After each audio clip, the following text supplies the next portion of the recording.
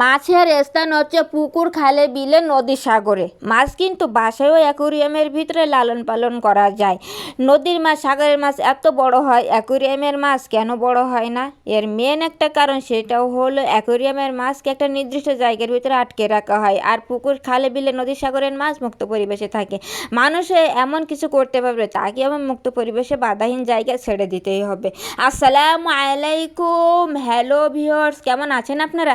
আশা করি আল্লাহ তাআলার অশেষ রহমতে ভালো আছেন। আলহামদুলিল্লাহ, আমিও ভালো আছি। বরাবরের মতো চলে আসলাম আজ আপনাদের মাঝে নতুন দিনে নতুন আরেকটি ভিডিও নিয়ে। আমার ইউটিউব চ্যানেলের পক্ষ থেকে সকলকে আন্তরিক অভিনন্দন এবং মোবারকবাদ। চলুন তাহলে ভিডিওটি শুরু করা যাক। আজকের ভিডিওটি শুরু করলাম সকালবেলা। এই যে ঘরে শুধু মশারিটা উঠানো হয়েছে, তারপরে থেকে কাজকর্মে হাত দিয়েছি, ওখান থেকেই ভিডিওটা স্টার্ট করলাম। তাই মশারিটা উঠানো হয়ে গেছে, এখন কাপড়গুলো ওখান থেকে নামানো হয় নাই, কাপড়গুলো আছে মেলানো, তো সেখান থেকে কাপড়গুলো প্রথমে আমি নামাই নিলাম। তারপরে চলে গেলাম বেডটা সুন্দরভাবে গোছাতে। বেডটা যদি গোছানো থাকে তাহলে মনে হয় যে ঘরের ভিতরে অর্ধেক কাজ গোছানো আছে। তাই এই যে আর দেরি না করে চলে আসলাম বেড গোছাতে। তা প্রথমে বেডের উপরে একটা কাঁথা আছে, সেই কাঁথাটা সুন্দরভাবে আমি ভাঁজ করে নিচ্ছি। তা আজকে নিচে দাঁড়াই আমি সমস্ত বেডটা গুছাই নেব। তা কাঁথাটা কিন্তু এখন আমার ভাঁজ করা হয় নাই, তো এই তো এখন হয়ে গেছে মোটামুটি ভাঁজ করা। এখন জায়গায় রেখে দিয়ে দিলাম। এই যে বালিশগুলো সব এক জায়গায় রেখে দিয়ে দিলাম, মোটামুটি হয়ে গেছে আমার বেডের উপর গোছানো। এখন আমি বেডের উপরে উঠে যাব কি করতে, এই তো দেখেন এই যে জানালাটা পরিষ্কার করার জন্য প্রথমে নিলাম একটা ঝাড়ু, পর্দাগুলো সরাই জানলাটা আমি সুন্দরভাবে পরিষ্কার করে নিচ্ছি। তা ভিউয়ার্স, আপনারা যারা ভিডিওটা দেখতে দেখতে এই পর্যন্ত চলে এসেছেন কিন্তু লাইকটা দিতে ভুলে গেছেন কিংবা দেন নাই, আপনাদের কাছে আমার হার্ডলি রিকোয়েস্ট, অবশ্যই কিন্তু লাইকটা দিবেন, কারণ আপনাদের একটা লাইকের ভ্যালু আমার কাছে অনেক বেশি। আপনাদের একটা লাইকই পারে আমার এই ভিডিওটা আরও অনেকের কাছে পৌঁছাই দিতে। তো অবশ্যই লাইকটা দিয়ে আমার ভিডিওটা কন্টিনিউ করবেন। তো এই তো মোটামুটি আমার জানালাটা ক্লিন করা শেষ। এখন জানালার পর্দাটা আবার দিয়ে দিচ্ছি, যেহেতু জানালাটা খুলবো না, সকালবেলা বৃষ্টি হচ্ছে বাইরে, তাই না খুলে ওখানে দিয়ে চলে আসলাম। আর এইবারে আমি বেডটা ঝেড়ে নেবো, যেহেতু জানলাটা ঝাড়লাম তো সেই জন্য আগে বেডটা আমি ঝাড়ি নাই, তাই এইবার আমি একেবারে বেডটা সুন্দরভাবে ঝাড়ুটা দিয়ে ঝেড়ে নিয়ে নিব। তাই এই যে আমি ঝাড়তেই আছি, এক সাইড দিয়ে ঝাড়া হয়ে গেছে, তারপর অপর সাইডেও চলে গেলাম, যেয়ে সুন্দরভাবে আমি বেডটা ঝেড়ে নিয়ে নিলাম। তা মোটামুটি হয়ে গেছে। এখন বেডশিটটা একটু টেনে প্লেস করে দিয়ে দিব। তা আমার সব কিন্তু একেবারে ডান, বেডের উপরে গোছানো। এখন ঝাড়ুটা রেখে দিয়ে দিলাম, দিয়ে এখানে বেডটা ঠিক করে এইবার চলে আসতেছি পরবর্তী কাজের জন্য। পরবর্তী কাজ কি, এখন হচ্ছে এই পাশের এই যে খাটটা আছে ওইটা আমাকে মুছতে হবে। তাই এই যে আমি খাটের উপরে উঠে পড়লাম, কাপড়টা কিন্তু ভেজানো আছে, ভিজিয়ে নিলাম। ওইখানে বালতিতে করে পানি নিয়ে আসছি, ওইখান থেকে কাপড়টা ভিজিয়ে নিয়ে এই যে উঠে পড়লাম এই যে খাটটা পরিষ্কার করার জন্য।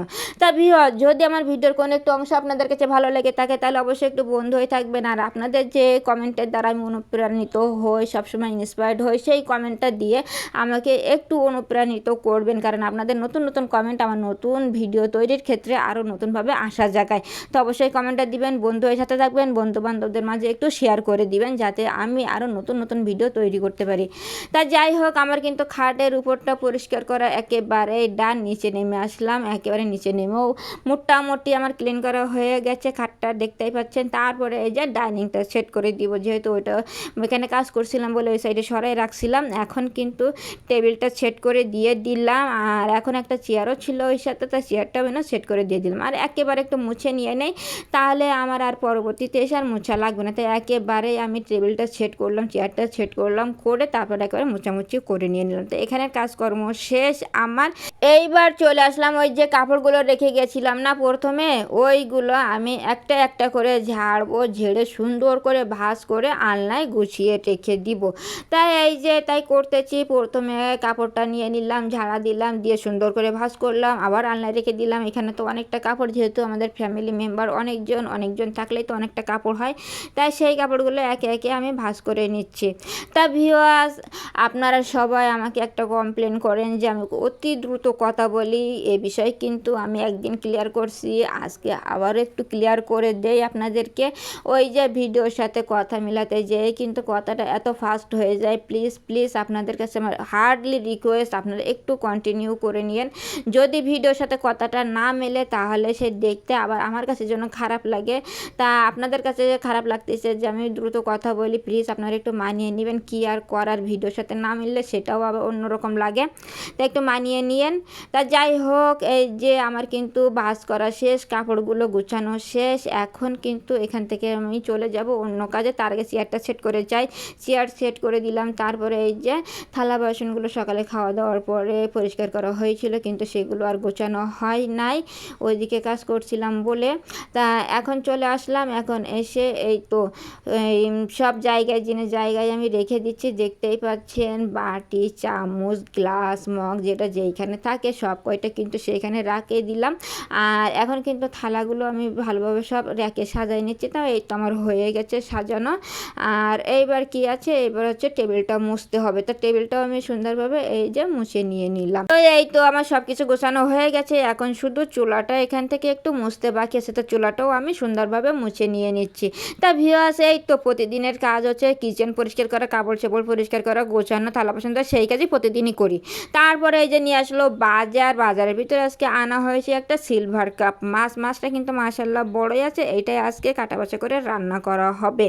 আর এই যে পটলগুলো বাসায় ছিল, এই যে গতদিন পটল আনছিল অনেকগুলি, সেইখান থেকে এইগুলো রাখা হয়েছিল, সেটাই এখন বাইর করে আনা হয়েছে, এটা রান্না করা হবে। তা ওই যে মাছটা কিন্তু কাটা বাছা করে এখন ফ্রাই প্যানে দেওয়া হয়েছে, দিয়ে এখন মাছটাকে সুন্দরভাবে ভাজতে হবে। তো এখনও জায়গা আছে ফ্রাই প্যানে, তা এখনও 2-1 পিস দিয়ে দিচ্ছি। তো এখন এই যে এখন আর এক পিস দেওয়া যাবে এই সাইডে। তো এই তো দিয়েই দিলাম, দিয়ে এখন মাছগুলো ভেজে নেই। আর এই দেখেন কি সুন্দর বয়েল আসছে, তাই না? মশলা পানিটা কিন্তু একেবারে প্রচণ্ড পরিমাণে বয়েল আসছে। আর এরপরে দিয়ে দিলাম শাক আর আলু। এই শাকটাও বাসায় ছিল, যেহেতু গতদিন 2 আটি নিয়ে আসছিল। একটা আজকে রান্না করা হচ্ছে, আর একটা সেই দিনই রান্না করা হয়েছিল। যাই হোক, বাসা থেকে তরকারি আজকে ছিল, সেটা বাইর করে আজকে রান্না করা হচ্ছে। তো শাকটা কিন্তু মেশানো হয়েই গেছে, একটু ঢেকে দিয়ে দিলাম। আর এখন কিন্তু একেবারে পেঁয়াজ রসুনটা ব্রাউন কালার হয়ে গেছে। তার উপরে কিন্তু শাকটা ছেড়ে দিয়ে দিলাম। আর এইবার কিন্তু আমাকে নাড়াচাড়া করতে হবে, অনবরত নাড়াচাড়া করে করে এটারে ভাজতে হবে। ভেজে একেবারে মানে শুকাই ফেলতে হবে তেলটা। তা আমি ভাজতেই আছি। আর এখন কিন্তু ফাইনাল লুকটা দেখিয়ে দেই। দেখেন মাশাল্লাহ কত সুন্দর হয়েছে। আর এটা কিন্তু পালং শাক, আর পালং শাক খেতে অনেকেই ভালোবাসেন, তাই না? আমারও কিন্তু অনেক পছন্দ। আর এটা কিন্তু অনেক হেলদি, স্বাস্থ্যের জন্য খুবই উপকার। তা যাই হোক, কেমন হলো রান্নাটা অবশ্যই কিন্তু জানাবেন। কে পছন্দ করেন সেটাও কিন্তু জানাবেন। তারপরে চলে আসলাম দ্বিতীয় রান্না। এখানে কিন্তু মশলাটা একেবারে কষানো দান। আর ওই যে সেই পটল দেখাইছিলাম না, সেইটাই। আর ওর সাথে কিছুটা আলু অ্যাড করা হয়েছে। পটল আর আলু এখন সুন্দরভাবে কষানো হচ্ছে। তাই এই যে আমি কষাতেই আছি। আর এখন কিন্তু কষানোটা হয়ে গেছে প্রথম স্টেপে। এখন একটু ঢেকে দিয়ে দিলাম। আর এই দেখেন কষানো একেবারেই ডান আমার। আর এইবার কিন্তু দিয়ে দিচ্ছি পানিটা আমি অ্যাড করে দিলাম আমার পরিমাণ মতো। তা পানিটা কিন্তু আমার এই যে অ্যাড করা হয়েই গেছে। আর এখন কি করতে হবে, এখন একটু মিলাই নিতে হবে। তাই তো সুন্দরভাবে মিলাই নিয়ে নিলাম। তা মোটামুটি আমার মিলানোও ডান। এখন যাতে দ্রুত বয়েল আছে সেই জন্য একটু ঢেকে দিতে হবে, তা ঢেকে দিয়ে দিলাম। আর এইবার কিন্তু মাছ দেওয়ার প্রপার টাইম। আর আমি মাছগুলো অ্যাড করবো। তা প্রথমে মাথাটা দিয়ে তরকারির ভিতরে দিয়ে দিলাম, যেহেতু বড় মাথা তো আপনাদেরকে দেখাবো না, তরকারির ভিতরে দিয়ে লুকায় রেখে দিলাম। তারপরে দিয়ে দিচ্ছি আর যে বাকি ছিল মাছগুলো, সেই মাছগুলো তো এই যে একেবারে ঢেলে দিয়ে দিলাম। দিয়ে এইবার একটা একটা করে আমি সমস্ত জায়গায় দিয়ে দিব। তাই এই তো আমি দিতেই আছি, সাইজ করে সমস্ত জায়গায় সরাই দিয়ে দিলাম। দিয়ে এইবার একটু চেপে তরকারির ভিতরে দিয়ে দিলাম। তাই এই তো দোয়া আমার ডান হয়ে গেছে। আর এইবার একটু ফ্লেভারের জন্য আমাকে ঢেকে দিতে হবে, তা ঢেকেই দিয়ে দিলাম। আর এই দেখেন ফাইনাল লুকটা মাশাআল্লাহ কত সুন্দর হয়েছে। আর খেতেও কিন্তু সেই স্বাদ হয়েছিল, যেহেতু মাছটা অনেক সুন্দর হয়েছিল। তো তা যাই হোক, আপনাদের কাছে কেমন লাগলো রেসিপিটা অবশ্যই কিন্তু জানাবেন। আর সব মিলাই পুরো ভিডিওটা আপনাদের কাছে কেমন লাগলো অবশ্যই জানাবেন। ভালো লাগলে বন্ধু হয়ে সাথে থাকবেন। আজ এই পর্যন্ত বিদায় নিলাম। আল্লাহ হাফেজ। আসসালামু আলাইকুম ওয়া রাহমাতুল্লাহ।